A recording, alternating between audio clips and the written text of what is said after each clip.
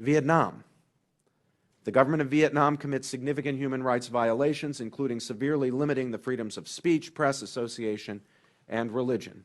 Congressman Smith was again all too accurate, alas, in referring to Vietnam as a gulag state.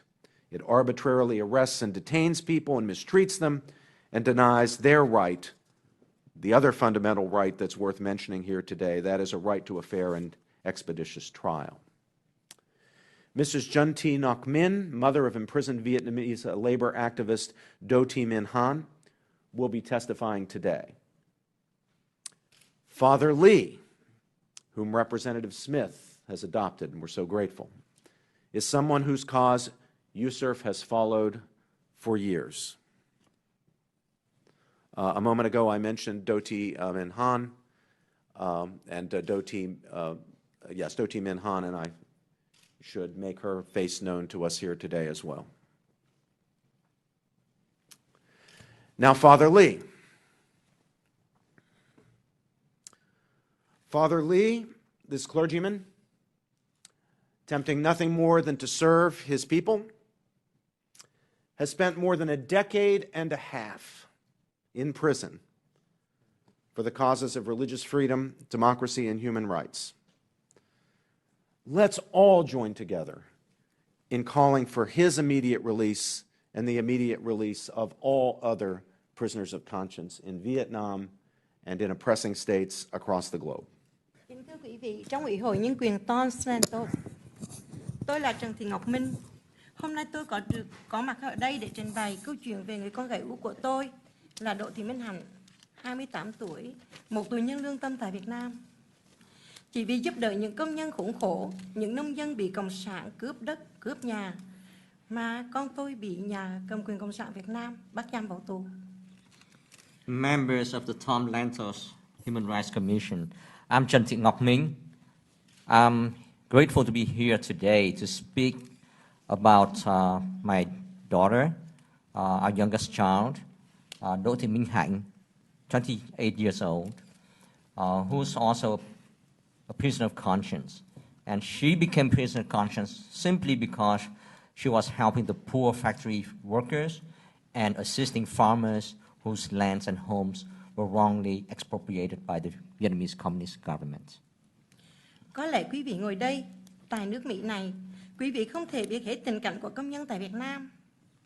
Những người trực tiếp làm ra của cải, trong đó có những hàng hóa do họ làm ra được bán sang Hoa Kỳ. Họ đã sống và làm việc trong những điều kiện hết sức tồi tệ. Họ cư trú trong những khu nhà thiếu tiện nghi, mất vệ sinh, chật chội. Có hàng trăm vụ công nhân bị ngộ độc thực phẩm từ bữa ăn do công ty xí nghiệp cung cấp. Họ phải làm việc từ 12 đến 15 giờ mỗi ngày, nhưng chỉ được trả lương bình quân $70 mỗi tháng. Nhiều trường hợp bị chủ không trả lương, không đóng bảo hiểm, sa thải khi ốm đau, gặp tai nạn lao động thì không bồi thường đầy đủ. Họ không được quyền thành lập công đoàn riêng để bảo vệ cho mình. Perhaps as you sit here in the United States of America, you do not know fully the conditions of the factory workers in Vietnam, those who created wealth, including commodities such as shoes, clothes, and other merchandises which were sold to America. They have to work in abysmal conditions and live in slums and unsanitary housings. There have been hundreds of cases of food poisoning as the employers provided factory workers with spoiled food. They work 12 to 15 hours per day and only get paid $70 per month on the average. In many instances, they do not get paid, have no health or social security insurance, are fined for getting sick, and receive insufficient compensation if injured at work. They do not have the right to found independent labor unions to protect themselves. Con gái tôi cùng Nguyễn Hoàng Quốc Hùng, Đoàn Huy Chương và nhiều người khác đã đến giúp đỡ công nhân đấu tranh với giới chủ, bảo vệ các quyền tối thiểu của họ, nhưng cả ba người đều đã bị nhà nước Cộng sản Việt Nam bắt, đánh đập và kết án nặng nề. Trước đây, luật sư Lê Thị Công Nhân và nhiều người khác tham gia thành lập nghiệp đoàn độc lập đã bị kết án nhiều năm tù. Riêng Lê Trí Tuệ đã trốn chạy sang Campuchia, xin cao ủy tị nạn Liên Hợp Quốc che chở, vẫn bị công an Việt Nam sang bắt đi mất tích. Đến nay đã được 6 năm. My daughter, Đỗ Thị Minh Hạnh, and her two friends, Nguyễn Hoàng Quốc Hùng and Đoàn Huy Chương, along with others who sympathized with the desperate situation of these factory workers, helped the workers to defend their basic rights, but all three were arrested, beaten, and given severe sentences. Before them, attorney Lê Thị Công Nhân and those attempting to form independent labor unions had been sentenced to long prison terms. Particularly, Lê Trí Tuệ had to flee to Cambodia to seek the protection of the United Nations High Commissioner for Refugees, but he was reportedly abducted by the Vietnamese police and has disappeared for the past 6 years. Con tôi bị bắt vào ngày 23 tháng 2 năm 2010 tại Di Linh, Lâm Đồng. Tại đây, tôi đã chứng kiến công an bắt và đánh con tôi bể miệng, chảy máu đầy mặt, sau đó đưa đi biệt giam 8 tháng tại Bộ Công an rồi mới đem ra xét xử. My daughter was arrested on February the 23rd, 2010 in Di Lâm Đồng province, and I witnessed the police beat her, causing serious injuries to her mouth and bleeding all over her face. She was later put in solitary confinement for 8 months at a facility belonging to the Department of Public Security before being brought to trial. Phiên tòa lần thứ nhất vào ngày 26 tháng 10 năm 2010 tại Trà Vinh. Con tôi cùng 2 người bạn không có luật sư bảo chữa và công an đánh đập tàn nhẫn con tôi trước sân tòa. Cả 3 bạn trẻ bị kết án, Hùng 9 năm tù giam, Trương và Hạnh mỗi người 7 năm tù giam. Giữa tháng 3 năm 2011, Công an trại giam Trà Vinh đã cho tù nhân hình sự đánh đập con tôi tại phòng giam. Tháng 4 năm 2011, khi chuyển trại giam từ Trà Vinh về Long An, con tôi đã bị còng tay, xích chân, bịt miệng và bị đánh đập trong xe thùng chở tù. Ngày 6 tháng 5 năm 2011, con tôi lại bị chuyển về Bình Thuận. Tại đây con tôi bị chuyển qua nhiều phân trại giam. Công an cưỡng bức con tôi làm cá xuất khẩu. Con tôi liên tục phản đối cưỡng bức lao động trong nhà tù. Cuối tháng 4 năm 2013, con tôi bị chuyển đến trại giam Đồng Nai. Con tôi cũng bị cưỡng bức làm hạt điều xuất khẩu.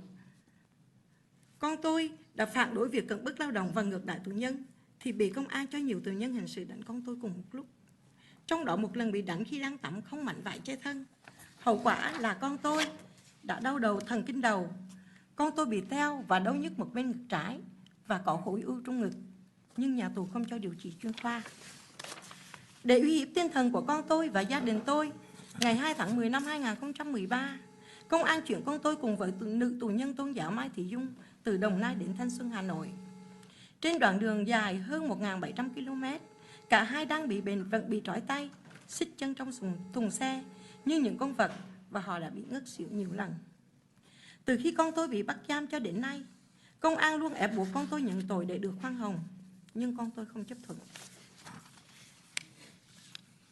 At the first instance trial by the Provincial Court of Trà Vinh on October 26, 2010, my daughter and her 2 fellow activists had no defense lawyer, and I saw the police beat her again, brutally in the court's yard.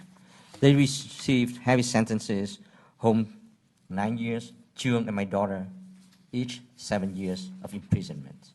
In March 2011, the Trà Vinh Province Police let common criminals beat my daughter up badly. In April 2011, while being transferred to Long An, she was handcuffed, her legs shackled, and her mouth gagged. She was beaten during the journey. On May 6, 2011, she was transferred to Bình Thuận and moved through different camps. There, my daughter repeatedly opposed forced labor imposed on her. At the end of April 2013, my daughter was transferred to Dong Nai province, where she was forced to process cashew nuts, and she opposed that as well. When she protested against forced labor and mistreatment of other prisoners, the police let a number of criminal inmates physically assault her. Once, she was beaten while taking a shower and being all naked. Due to those beatings, she suffered nervous pain. In addition, her left breast became atrophied and the pain was severe. But the prison administration did not allow her to see specialists for medical treatment. To intimidate my daughter and our family, On October 2nd, 2013, the government transferred my daughter and a religious prisoner, Mrs. Mai Thị Dung, from Dong Nai to Thanh Xuân, Hanoi. On this long journey of more than 1,700 kilometers, both of them, despite being seriously ill, were handcuffed and shackled in the van like animals. They lost consciousness several times. Since her arrest, the police has pressured my daughter to admit to having committed crimes as condition for leniency, but she has refused. Thưa quý vị, bao năm nay, Đảng Cộng sản Việt Nam đã lừa dối cả thế giới, lừa dối Liên Hiệp Quốc và cả chính phủ Mỹ về vấn đề công nhân và lao động tại nước chúng tôi. Tổng Liên đoàn Lao động Việt Nam hiện nay là do Đảng Cộng sản thành lập. Tất cả các cấp lãnh đạo đều là đảng viên Đảng Cộng sản. Chủ tịch là ông Đặng Ngọc Tùng, Ủy viên Trung ương Đảng Cộng sản. Mục đích của họ là để giám sát và kiểm tỏa công nhân, giúp đảng khai thác bóc lột công nhân. Từ năm 1995 đến nay, đã có gần 5.000 cuộc đình công của công nhân. Những cuộc đình công đó do công nhân tự tổ chức, dưới sự hướng dẫn và giúp đỡ của những người hoạt động nghiệp đoàn bí mật. Công đoàn Nhà nước Việt Nam không đứng về phía họ, ngược lại còn cho công an đàn áp, bắt giam những người tổ chức đình công. Ladies and gentlemen, for all these years, the Vietnamese Communist Party has deceived the world, deceived the United Nations and also the United States about workers and labor unions in my country. Vietnam General Confederation of Labor, VGCL, was established by the Vietnamese Communist Party. Its entire leadership is composed of communist members. Its president, Mr. Đặng Ngọc Tùng, is a member of the Vietnamese Communist Party's Central Committee. VGCL's purpose is to monitor and control the workers and help the party to take advantage of them and exploit them. Since 1995, there has been close to 5,000 strikes by workers. These strikes were organized by the workers themselves without the guidance of the labor organizers who operate, with the guidance of labor organizers who operate secretly. The labor union set up by the government has never been on their side. On the contrary, they provided information to the public security police to crack down and arrest the leaders or workers who organized the strikes. Hiện nay, có hàng trăm tù nhân lương tâm đang sống trong địa ngục trần gian tại các nhà tù Cộng sản Việt Nam như con gái tôi, như nhà sáng lập Công nông Đoàn kết Đoàn Huy Chương, sinh viên Nguyễn Hoàng Quốc Hùng, linh mục Nguyễn Văn Lý, mục sư Nguyễn Công Chính, blogger Nguyễn Bắc Hải, tiến sĩ Cụ Huy Hà Vũ, doanh nhân Trần Huỳnh Duy Thức, luật sư Lê Quốc Quân, sinh viên Đinh Nguyên Kha, tín đồ Mai Thị Dung, tín đồ Nguyễn Văn Lĩa, nhà báo Tạ Phong Tần, cựu chiến binh Nguyễn Hữu Cầu, dân oan Trần Thủy Thủy, v.v. Tôi xin cung cấp cho Ủy hội Nhân quyền Thomlathos danh sách gần 600 tù nhân chính trị và tôn giáo kèm theo. Danh sách tù nhân này do các cựu tù nhân chính trị và thân nhân, bạn bè các tù nhân cung cấp thông tin. Với danh sách các tù nhân này, tôi mong được quý vị và các tổ chức nhân quyền trên toàn thế giới quan tâm đến họ, cũng giống như con tôi vậy. Presently in Vietnam, there are hundreds of prisoners of conscience who live in hell on earth. That is what prisons in Vietnam truly are, like my daughter. They are United Farmers and Workers Organization member Đoàn Huy Chương, college student Nguyễn Hoàng Quốc Hùng, Reverend Nguyễn Văn Lý, Pastor Nguyễn Công Chính, journalist Nguyễn Văn Hải, Dr. Cụ Huy Hà Vũ, businessman Trần Huỳnh Duy Thức, attorney Lê Quốc Quân, college student Đinh Nguyên Kha, person of faith Nguyễn Văn Lĩa, journalist Tạ Phong Tần, South Vietnamese veteran Nguyễn Hữu Cầu, victim of justice Mai Thị Dung, on and on.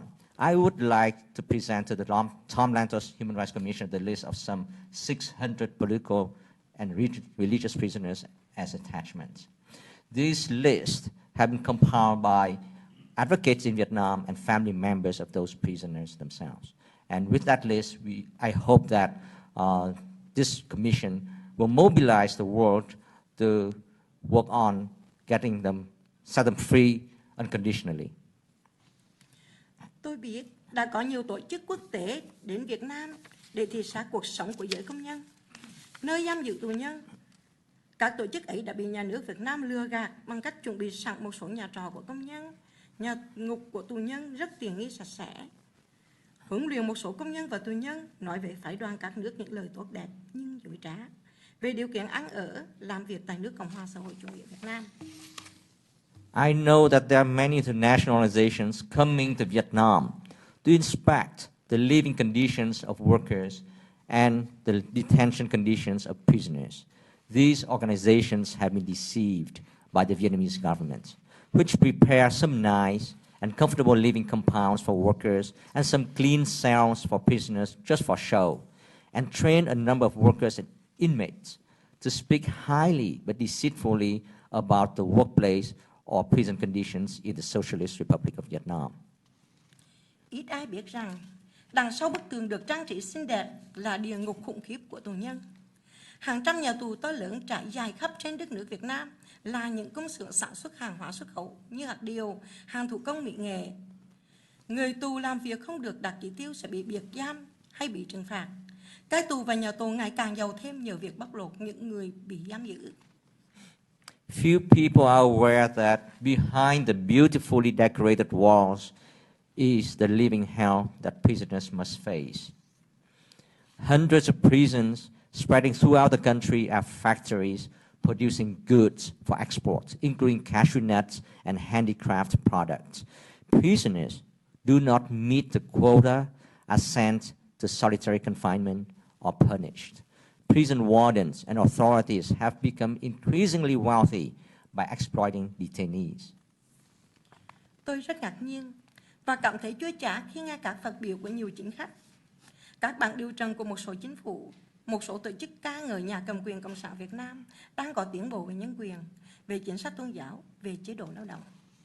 I'm very surprised and feel bitter when hearing statements by politicians, reports by a number of governments and organizations that laud the Vietnamese government for its progress on human rights, its policies towards religions and labor conditions. Kính thưa quý vị, tôi hiểu quyền lợi kinh tế quốc gia đối với nước Mỹ là tối thượng. Nhưng đối với chúng tôi, nước Mỹ cũng là tấm gương tranh đấu cho nhân quyền.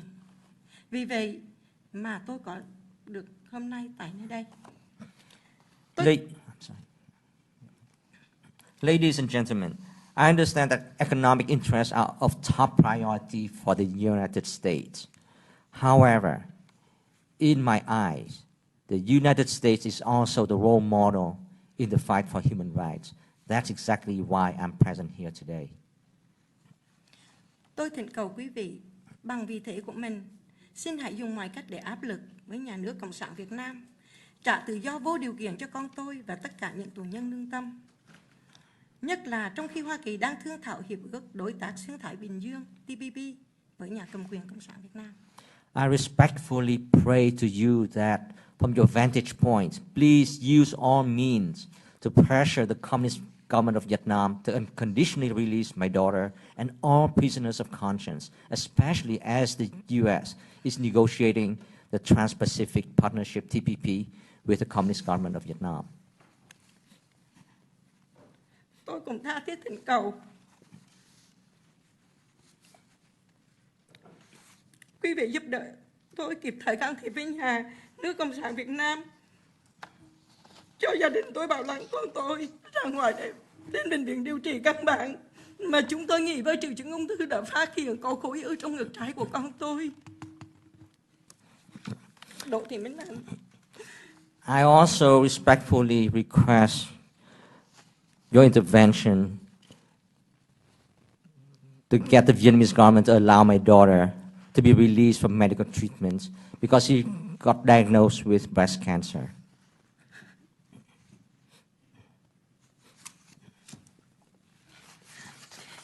Xin cảm ơn quý vị. Nguyện cầu Thượng Đế chúc lành cho Hoa Kỳ và cho quý vị. Thank you, and may God bless the United States of America and all of you. Thank you very much. Mẹ của luật sư Lê Quốc Quân, đệ tử Việt Nam xin Liên Hiệp Quốc kêu gọi để gửi con tôi và anh em cùng đồng cảnh. I'm Nguyễn Thị Trâm, the mother of attorney Lê Quốc. I'm here to ask for help to get my son out of prison. I'm Trần Văn Nguyên, Communist of Vietnam.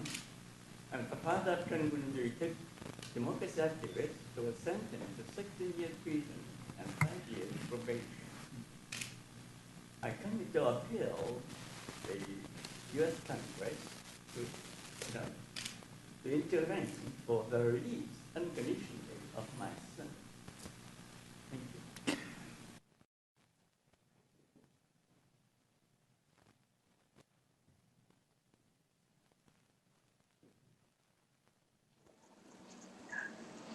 Kính thưa quý vị, tôi là Võ Văn Bửu, chồng của tù nhân Lương Tâm Mai Thị Dung, hiện đang bị giam tại thủ đô Hà Nội, Việt Nam, cách nhà tôi 2.000 cây số.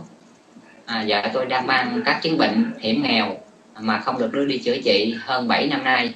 Lần thăm cách đây 2 tuần, vợ tôi đi không nổi, phải nhờ người dìu. Vợ tôi tay chân bị sưng, phù, tóc rụng gần hết. Vợ tôi bị giam giữ về đối xử dã man vô nhân đạo, chỉ vì đấu tranh đòi quyền tự do trên tôn giáo, giáo hòa hảo mà bị xử tù 11 năm vì tội gây rối trật tự công cộng. Rất mong quý vị hãy cứu giúp vợ tôi, nếu không vợ tôi sẽ phải bị chết trong tù. Xin chân thành cảm ơn.